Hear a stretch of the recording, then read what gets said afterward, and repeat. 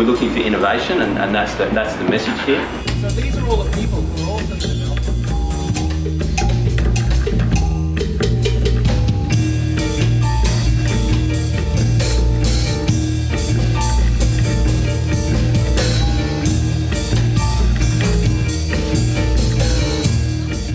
Sydney's population is going to grow over the next 20 years and we'll need to accommodate more people. To be able to rent in the inner city and the inner west has become so out of reach for the normal uni student like myself.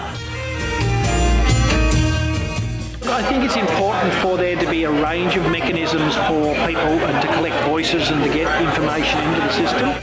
Hear what other people know so well and kind of contribute your own point of view. And being, I guess, less afraid to innovate.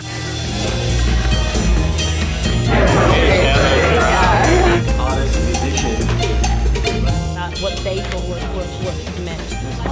Is that all you spoke about? Because it seems like you're writing. On one level you could have a kitchen, and in the other communal space it might be a co-working space. What modular accommodation allows you to do is to separate the ideas around ownership of the land or the site from ownership of the place, the physical box in which you live. The guy next door to you, is kind of downsizing, so you unpackage his room essentially and you move it, to your one. A plan where, say you're paying $200 a week for a room in a share house. If everybody just chips in an extra $5, so you pay $205 a week instead of $200, that could all go into a pot, which pretty soon, once you start getting $5 from each person, month on month, could be put into an interest-bearing account. We bring in social businesses to create developments that they own, but then tenants can come in and invest some money as well as a lot of their time in improving the place, hence getting a part equity in the space.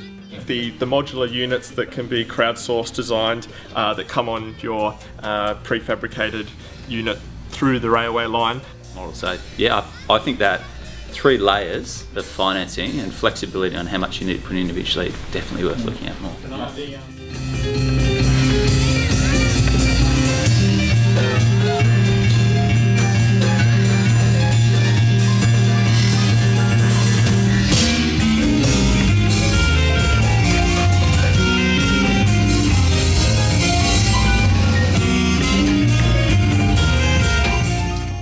In a fast and rapid way, we generated amazing feedback, constructive feedback through doing, and I think that is so valuable and something that we can really learn from. In fact, organisations, government, councils can learn from. Throughout this process, when we've had different scales, where there's the really intensive urban innovators getting down their ideas, introducing the experts to it to pump sometimes a little bit of realism.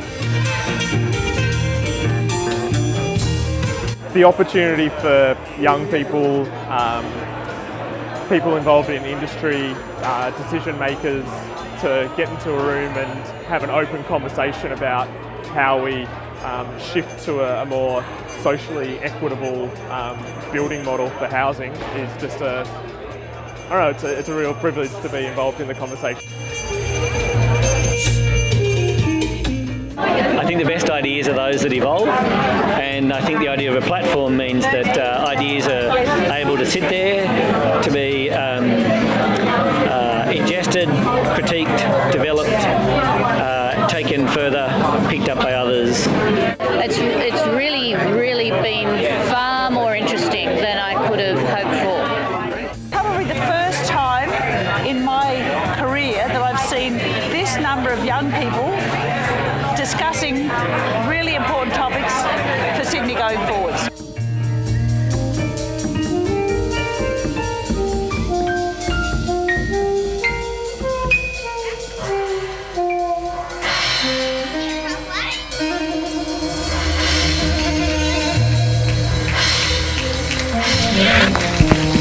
Yeah.